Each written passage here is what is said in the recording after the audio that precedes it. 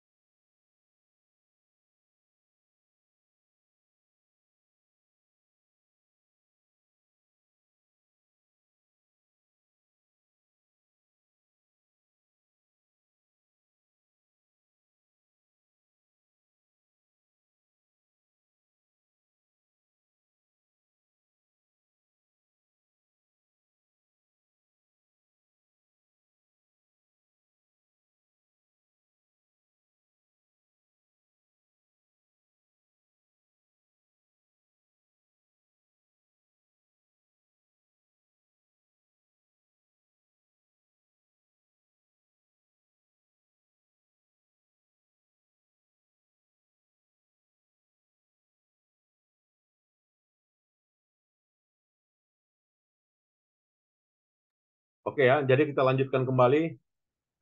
Jadi inilah nilai-nilai integritas itu ya, dan nilai culture tersebut ya, yang membentuk personality seorang karyawan. Dan mekanisme inilah mekanisme yang digunakan ya dalam yang disebut dengan reinforcing mechanism. Jadi semuanya ini saling terhubung ya satu sama lain. Dan banyak isu-isu etikal di sini ya yang dalam hal ini sifatnya hitam atau putih. Jadi memang semuanya tergantung pada seorang personal ya, setiap personal atau juga apa ya kepribadian ya, yang namanya juga manusia ya. Artinya tidak lepas ya. Terkadang integritas rendah ya, atau juga loyalitas rendah tergantung konsistensi ya, atau juga tergantung pada apa ya kondisi dan juga situasi ya, yang sehingga unsur-unsur ini tercipta. Dan bicara etika, maka tidak lepas dari yang namanya apa ya, namanya fraud gitu ya. Jadi antara etika dengan fraud ada hubungan. Dengan kata lain begitu ya. Artinya etika itu turun maka cenderung disebut dengan fraud, ya kan? Atau juga etika itu meningkat maka fraudnya rendah, gitu kan? Maka bicara bicara bicara yang disebut dengan fraud, maka kita harus lihat dimensi dari fraud itu sendiri, gitu ya. Yang dalam hal ini merupakan faktor pengganggu dari integritas, kompetensi dan juga etika karyawan tadi, gitu ya. Dan bicara fraud, nantinya di sini dimensinya bisa berupa yang namanya fraud triangle, ya kan? Kemudian fraud diamond atau juga pentagon fraud, gitu kan? Banyak sekarang dimensi dari fraud. Nah, tetapi dasarnya tetap tiga ini, gitu ya. Nah, artinya etika itu berhubungan dengan fraud, gitu ya, disebabkan karena pilar opportunity salah satunya. Artinya apa? Kalau punya kesempatan, gitu ya, maka kesempatan untuk berupa, gitu ya, pelanggaran terhadap internal control, ya kan? Maka berurusan dengan apa tadi ya pelanggaran terhadap etika ya. Apabila ada pengendalian internal control maka berpengaruh terhadap etika gitu ya. Jadi di sini internal control yang lemah ya atau juga difokuskan pada monitoring yang lemah ya atau hal yang lainnya gitu ya. Nah, ini merupakan dimensi adanya uh, penyebab dari yang namanya opportunity gitu ya. Jadi setiap dari kalau ada peluang maka kemungkinan fraud gitu ya.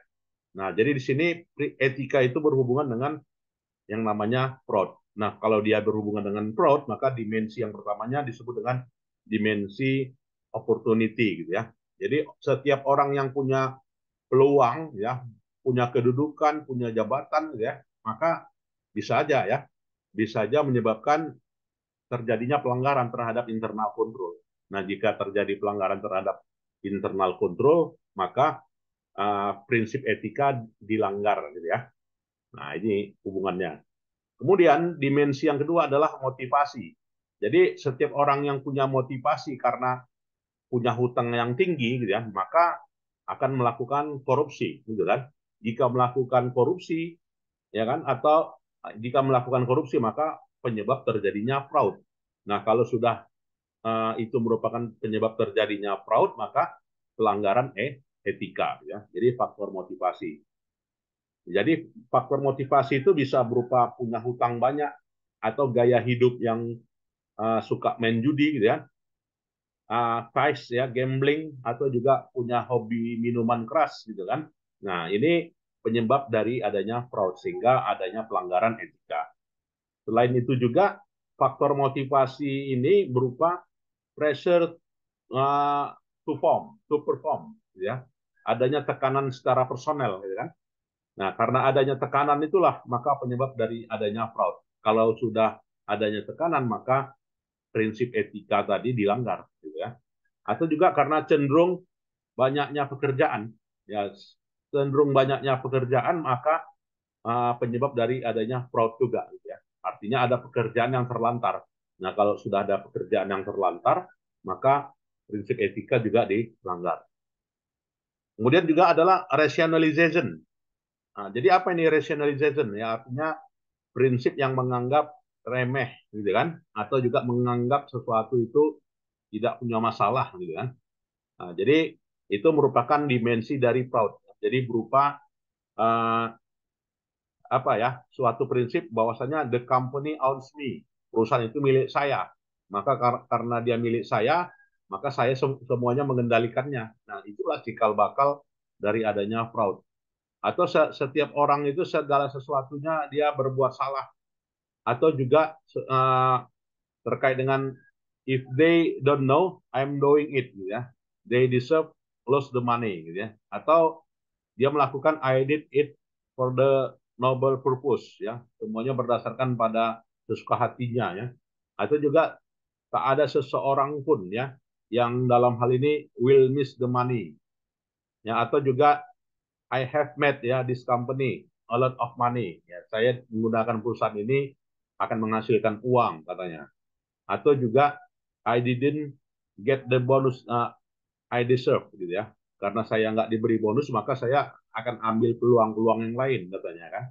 Atau juga I lost income ya, saya sudah kehilangan pendapatan disebabkan karena kebijakan yang tidak memihak kepada saya ya kan.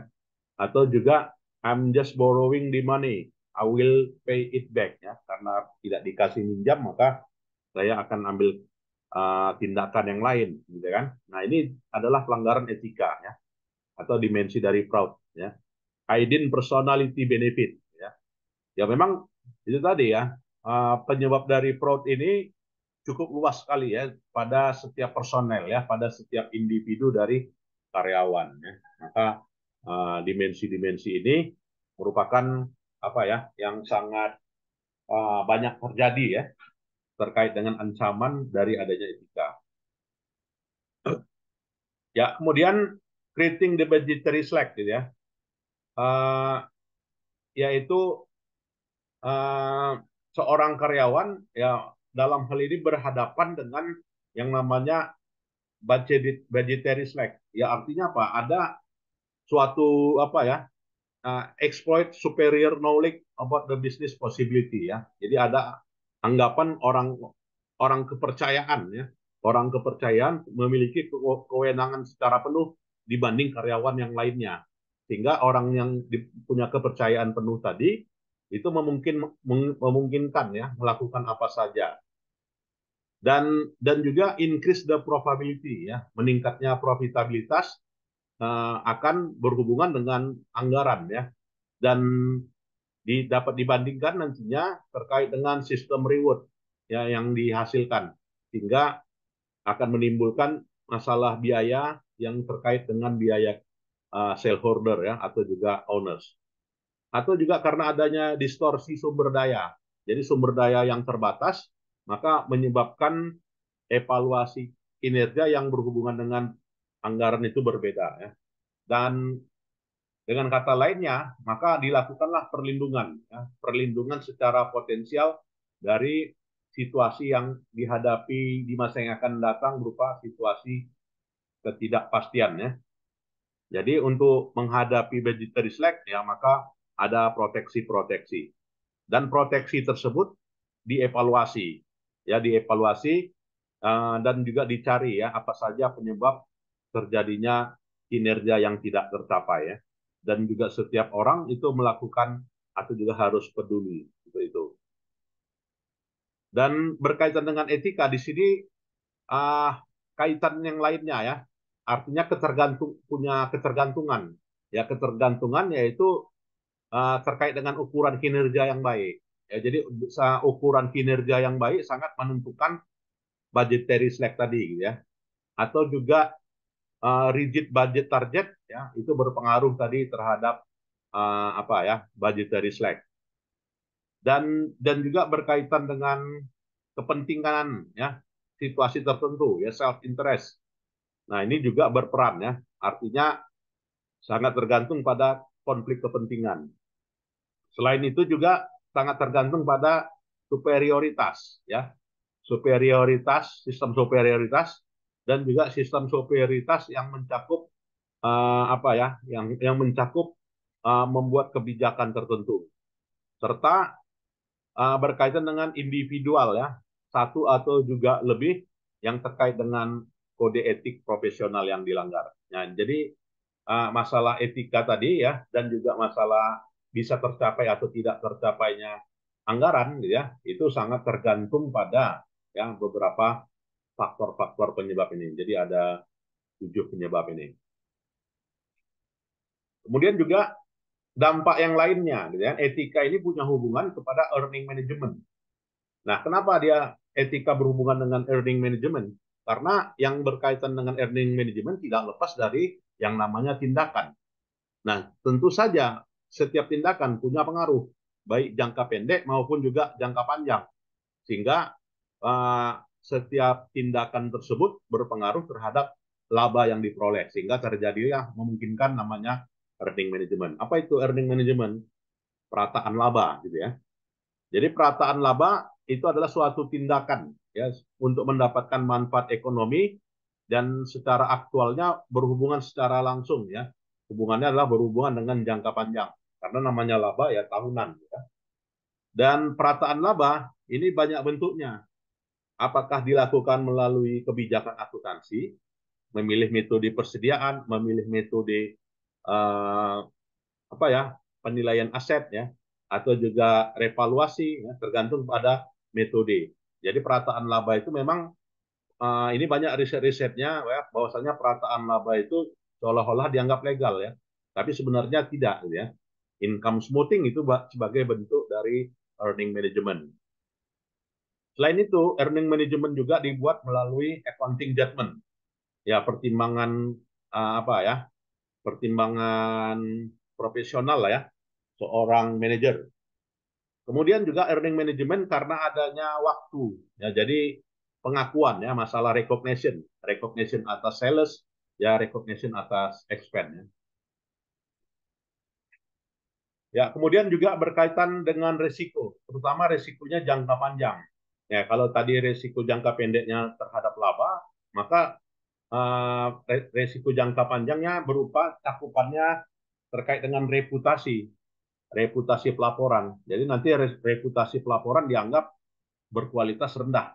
Jadi berkualitas rendah menggunakan informasi ya, menggunakan informasi dan sifatnya di apa ya discount the firm claim.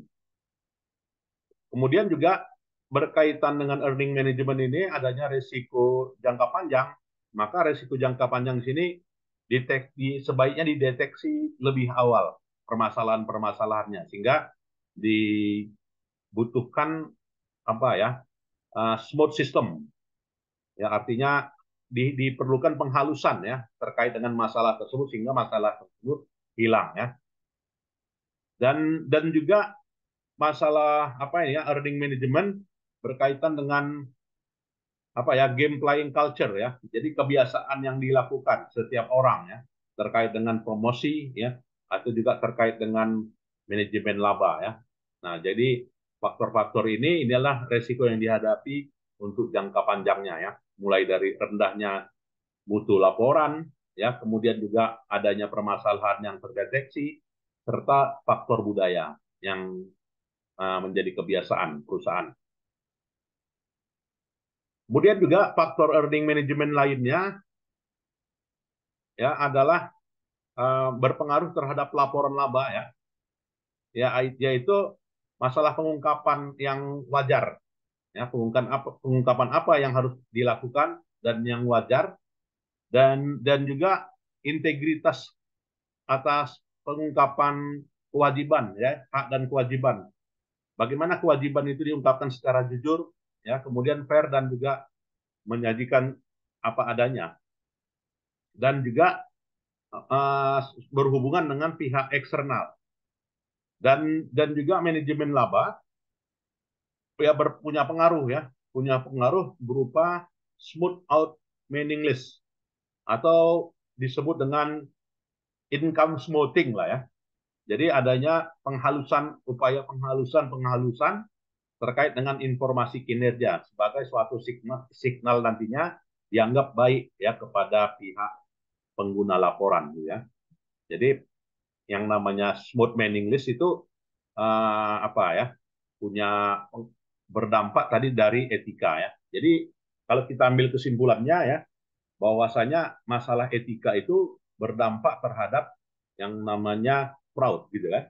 Nah, kalau sudah katanya fraud gitu ya, maka dampaknya nanti kepada laporan keuangan ya berupa terjadinya earning management. Jadi kalau berupa earning management nantinya ada upaya-upaya ya untuk mengelabui ya penyajian laporan kepada uh, pihak user ya atau financial statement user. Dan bentuk yang lainnya adalah ya berupa apa ya unfair performance evaluation. Ya, jadi evaluasi kinerja yang tidak fair ya, tidak berdasarkan pada angka yang sudah ada ya, yang sudah tetap ditetapkan rigid ya. Nah, itu terjadi. Kemudian juga penghindaran ya dari tindakan-tindakan penghancuran. Dan masalah apa ya manajemen laba juga sangat tergantung pada arahan ya. Jadi tidak lepas dari adanya arahan yaitu arahan manipulasi.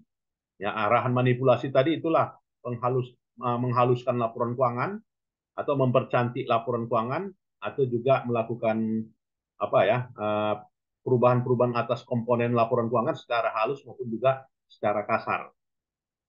Dan juga sangat tergantung pada prinsip materialitas. Jadi ada segala sesuatu.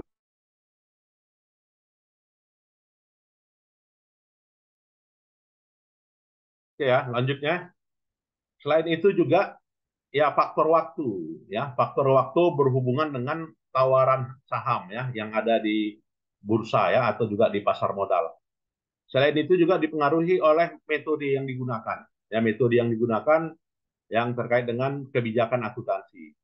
Kemudian juga intensifikasi karyawan. Ya, kemudian juga terkait dengan aturan tindakan yang jelas serta beberapa hal-hal yang dianggap melakukan perulangan ya. Perulangan dari periode sebelumnya dan terjadi lagi di periode berikutnya. Jadi semuanya dipengaruhi ya atau juga tergantung pada beberapa faktor ini ya. Nah, ini bisa nanti diteliti ya dengan menggunakan data kuesioner ya jika ingin meneliti ya terkait dengan masa dimensi etika yang cakupannya begitu luas ya. Begitu luasnya pengaruhnya terhadap fraud dan juga pengaruhnya pada penganggaran dan juga pengaruhnya pada personality ya. Jadi itu. Maka untuk itu harus ada pengendalian ya. Menciptakan itu untuk menciptakan etika yang bagus ya, maka perlunya pengendalian. Pengendaliannya bisa berupa menggunakan ya program yang apa ya, program yang memantau ya pergerakan komputer di kantor, membuat kamera CCTV ya atau juga personal location device ya di setiap lokasi dan bentuk yang dilakukan adalah jam kerja ya, artinya jam kerja yang ketat atau disebut dengan timely control. Selain itu juga diciptakannya pengendalian yang disebut dengan pengendalian opresif. Ya, artinya semuanya berbasis elektronik, ya, elektronik switch off. Nah, ini kontrol yang dilakukan. Dan kontrol yang dilakukan itu juga bisa kuat, bisa lemah. Kan? Nah, kuat atau lemahnya sangat tergantung pada ini ya, siapa yang menggunakan, siapa yang mengendalikan. Ya. Kemudian juga terkait dengan hal itu adalah uh, siapa yang menilai baik atau jujur atau tidak, ya. Dan juga beberapa tindakan untuk memonitor, yaitu dengan cara ya training, ya dilakukan training yang memadai. Nah ini sebagai bentuk suatu kegiatan monitoring ya terhadap karyawan. Oke ya. Nah itulah ya yang terkait dengan yang namanya pengukuran berkaitan dengan isu-isu etika ya. Jadi bisa dikatakan pada chapter ini dimensi ethical isu dimensinya begitu banyak ya. Dimensinya berdampak terhadap fraud tadi, berdampak terhadap penganggaran dan juga berdampak terhadap pengukuran kinerja. Maka yang namanya isu etika tidak main-main ya. Artinya isu etika ini penting ya di dalam perusahaan. Jadi perlunya menjunjung prinsip integritas ya perlunya menjunjung prinsip loyalitas, kemudian perlunya menjunjung prinsip objektivitas, kemudian confidentiality dan kompetensi dari setiap karyawan. Nah, itu yang bisa disimpulkan ya dari materi ini. Silakan, ada yang mau kita diskusikan?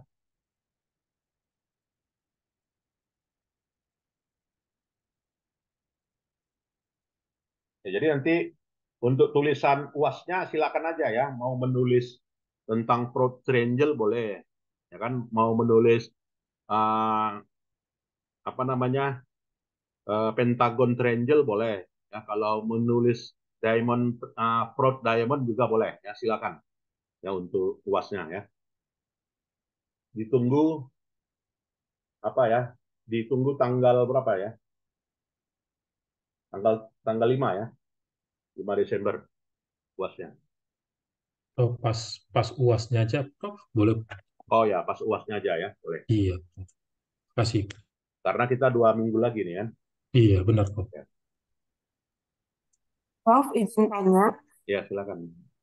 ini kita mengumpulkan papernya langsung ke Prof. eh, Prof. Ismut atau melalui Nanti ketua kelas kami? bakal dia jadi rarekannya, artinya dikumpul gabungan. Oke, baik. Itu belum belum dalam bentuk jurnal ya, Prof. Masih papernya aja ya. Ya, artinya udah dalam bentuk paper yang sudah diterjemahkan lah, ya, sudah jadi deh. Itu, Prof, sebelum dimunculkan di apa di jurnal kan dia harus ada koreksi dari